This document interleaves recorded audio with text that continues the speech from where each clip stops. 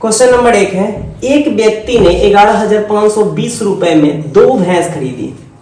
एक भैंस को 15% हानि पर बेचता है और दूसरी भैंस को 19% लाभ पर बेचता है। यदि दोनों भैंस का विक्रय मूल्य बराबर है तो पहली भैंस की क्रय मूल्य ज्ञात करना है। क्वेश्चन है कि 11,520 रुपया में 2 भैंस खरीदता है, ठीक है, और एक भैंस को 15% हानि पर बेचता है और दूसरे को 19% लाभ पर बेचता है। जब बेचा जाता है तो दोनों भैंस का विक्रय मूल्य जो होता है वो बराबर होता है। तो चलिए इस क्वेश्चन को सॉल्व करते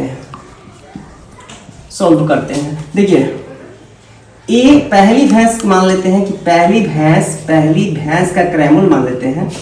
पहली भैंस की क्रय मूल्य बराबर ए मान लेते हैं और दूसरी का मान लेते हैं, माना लिख दीजिए, ठीक है।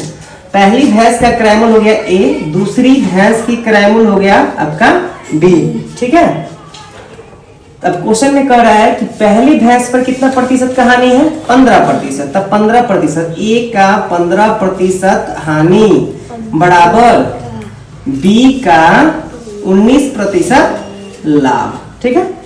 अब यहाँ पे पढ़िए, ए का 15% हानि का मतलब होता है 100 माइनस 15, ठीक है, 85 हो जाएगा, यानी 85/100 बराबर लाभ में जोड़ा जाता है, 100 में जोड़ दिया जाता है। तब बी का 119/100, 100 से 100 कट गया, ठीक है।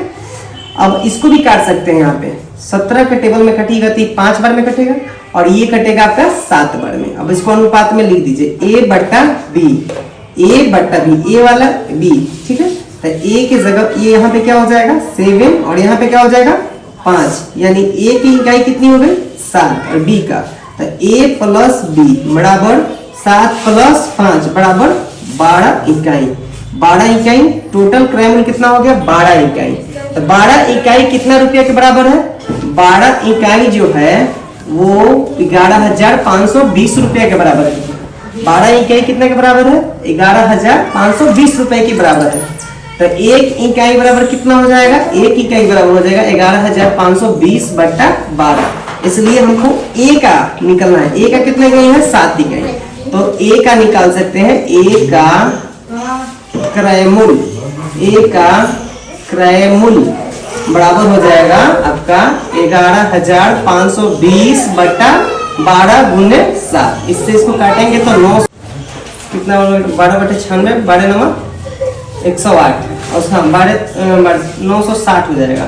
अब गुना कीजिए, 9 से इसके 2 और 9 से 63 और 4 67, तो ये हो जाएगा आपका 6720 रुपया ए का